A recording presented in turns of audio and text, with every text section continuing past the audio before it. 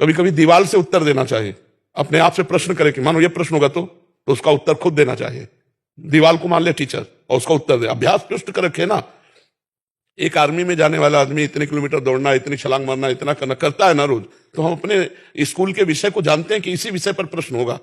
ऐसा तो है नहीं कि प्रश्न आप जिस क्लास में पढ़ रहे हैं उससे आगे वाले क्लास का आवे, उसी क्लास का आएगा, उसी जो अध्ययन कराया गया है उसी में आएगा। तो हम तैयार रखें, इतना मोटा ग्रंथ हो तो भी हम तैयार रखेंगे। हम अपने दिमाग को दबाते चले जा रहे हैं, उसको गंदा करते चले जा रहे हैं। अगर हम अपने दिमाग का प्रयोग करें तो एक बार पढ़ लें पूरा।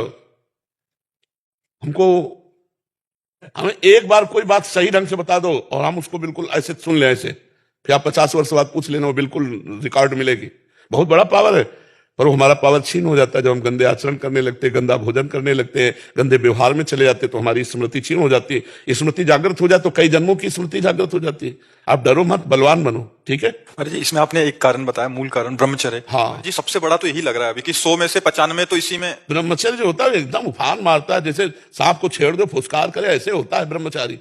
जरा सा उनके अपमान की वृत्ति कर दी ना परशुराम जी के पिता, काट के फेंक दिया। 21 बार क्षत्रियों को विश्व के क्षत्रियों को, उनका ब्रह्मचर्य ही तो था। शास्त्राबाहु अर्जुन के सामने कोई खड़ा होने का अधिकार नहीं रखता था, युद्ध की बात जान, ऐसे काट के फेंक दिया फरसे से परशुराम जी ने। एक जोश होता है, एक तेज होता है, एक महानता होती है, वो सबके अंदर है, उसको नष्ट कर रहे हैं। आज महानता को नष्ट कर, शराब पीते, मांस खाते, व्यभिचार करते, नशा करते, अपना नाश कर रहे हैं। अगर अभी संयम से चलो, अभी उठ जाओ। न संयम है, न नियम है, न धर्म है, न भजन है, बस वही व्यभिचार, वही खान पान गंदा, वही सोच गंदी, तो फिर निकलते चले जा रहे हैं।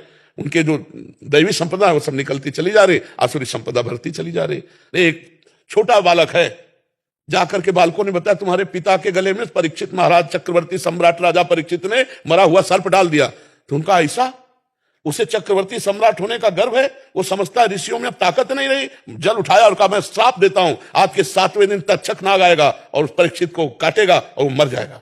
बालक थे श्रृंगी ऋषि, कोई ऋषि नहीं काट सका उनके वाक्य को। वो आखिरकार 7वें दिन सांप आया और काटा और महाराज का शरीर छूटा। भले सुखदेव जी ने श्रीमद् भागवत सुनाई उनके कल्याण के लिए, लेकिन सांप आया और काटा और उनका शरीर पूरा हुआ।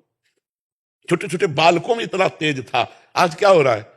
आज हमारे बच्चे बॉयफ्रेंड, गर्लफ्रेंड, दलित दुराएं, नशा, इनमें सब फंसन। इस समय ब्रह्मचर्य का समय, पढ़ाई का समय कि गर्लफ्रेंड बॉयफ्रेंड का समय?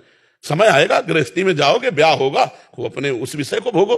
ये अभी विषय भोगने का टाइम है, नई अवस्था है, अपने लक्ष्य की प्राप्ति का समय। तो सब नष्ट भ्रष्ट हो रहे हैं। माता पिता कुछ कहें, लड़के उनको धमकी दे रहे हैं, ज्यादा कहें तो लड़के उनको मारे दे रहे हैं, माँ को पिता को लड़के मारे दे रहे हैं।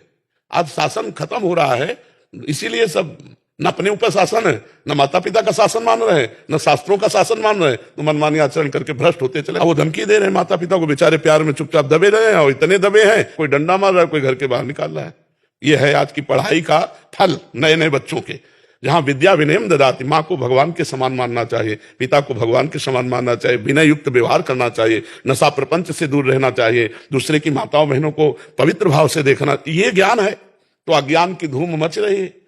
अगर कोई दूसरे की बच्ची को छेड़ रहा है तो वीडियो बना सकते हैं, लेकिन बचा नहीं सकते।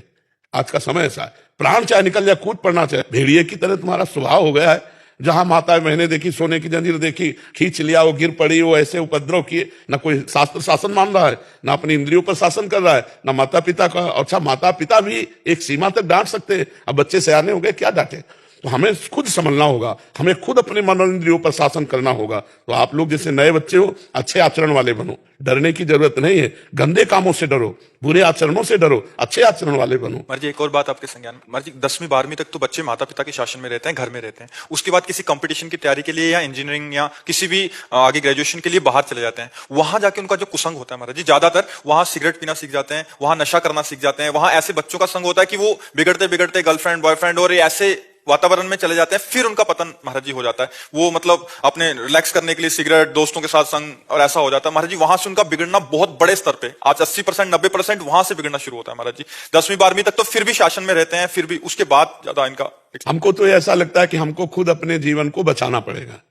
हमें कोई बचा सके ऐसी आशा मत रखो। अगर आप अपने को बचाना चाहोगे तो कहीं भी जाओ, आपको कोई नहीं गिरा सकता। और जब आप गिरना चाहोगे तो कहीं जाओ चाहे ना जाओ, आप अपने आप गिर जाओगे। अपने को मजबूत रखना, कोई नशा नहीं करना, और ये गर्लफ्रेंड बॉयफ्रेंड वाला जहर वाला भाव ना रहे तो बहुत बढ़िया रहेगा। अब अभी नए नए बच्चे हैं, पढ़ाई में मन लगाओगे, गर्लफ्रेंड में मन लगाओगे? अरे जब दुल्हन आ जाए तो खूब मन लगाओ, नौकरी करो, और दुल्हन लड़का बच्चा हो, गृहस्थी में तो सब है ही है, तो थोड़ा 20-25 तक तो थोड़ा अच्छे बन जाओ, इसके बाद गृहस्थी में चले जाना, क्या परेशानी है। अब अभी 13-14 के हैं, 18-15 के हैं, गर्लफ्रेंड बोले 2 गर्लफ्रेंड बोले 3 गर्लफ्रेंड